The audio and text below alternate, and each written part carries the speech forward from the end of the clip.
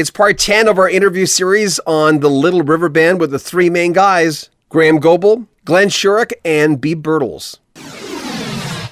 So was Cool Change really you saying I've been away from home too long and I got to change my life a little bit? It really was autobiographical?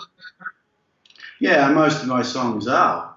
And Cool Change was certainly one of those. Yeah, I was getting a little weary, I think. You know, we'd been on the road for quite a while, and I thought we'd better maybe step aside a bit and write some things and smell the roses, spend the money.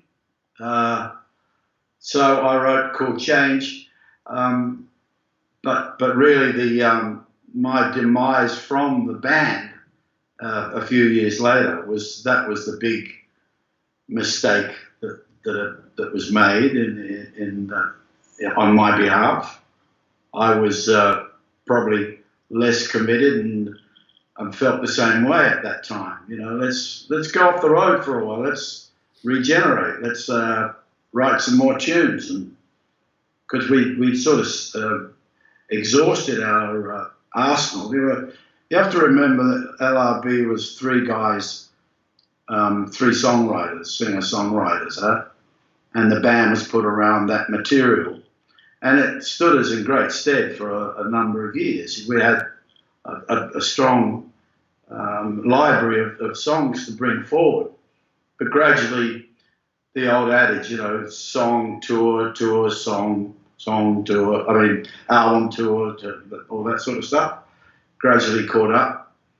And you know, I'm the guy out there selling the stuff and doing the gab, as it were, stoking the star maker machinery behind the popular song, as Joni Mitchell eloquently put it.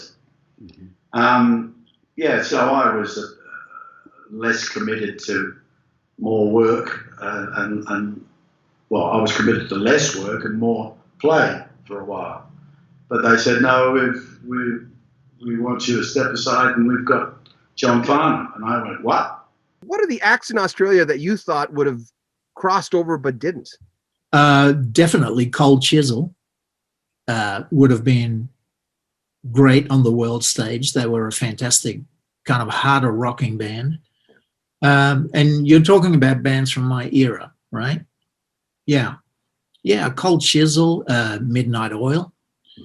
Was a great band. Oh gosh, I could go on and on. I mean, Australia's had so many great bands that have just never made it to the world stage, which is a shame, you know, because between Australia and New Zealand, Dragon was another absolutely incredible band. There was a band called My Sex from New Zealand who were fantastic.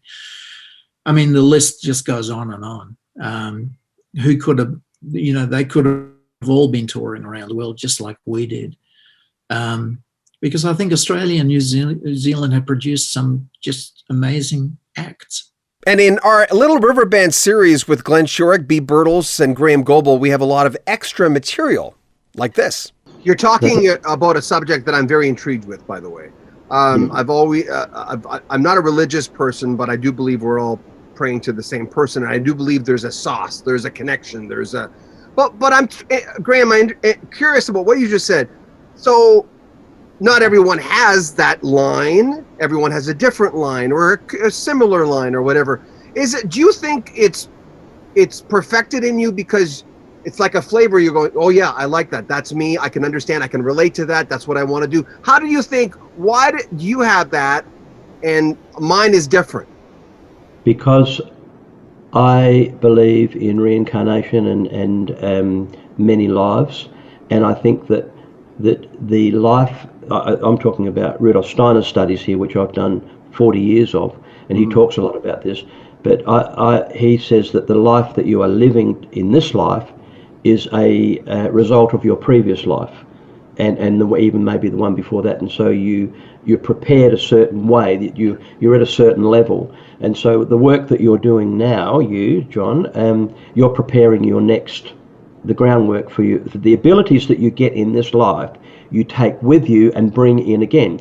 So you arrive in this life, and I mean, I've got a son who was I think 7 or 9 or something. He said, I want to play bass. And I said, and he said, I said, that's a real hard instrument, Nathan. So we went down to the music shop. He put it out there and he played it. No lessons, nothing. He's a wonderful musician. But where does that come from? He has to have brought it with him. You can't learn that when you've never played a bass, but he picked it up and played it in tune. But there's many examples of extraordinary talent. What makes a person run fast? I mean, where did Usain Bolt come from? I mean, no amount of training can produce that. But Rudolf Steiner points out that you come into this life, all the Beatles arrive, but they prepared for it.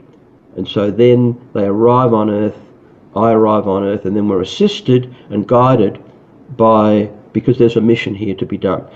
I have a life to live, you've got a life to live, and therefore the idea and the direction and the guidance in our lives is given to us on a constant basis.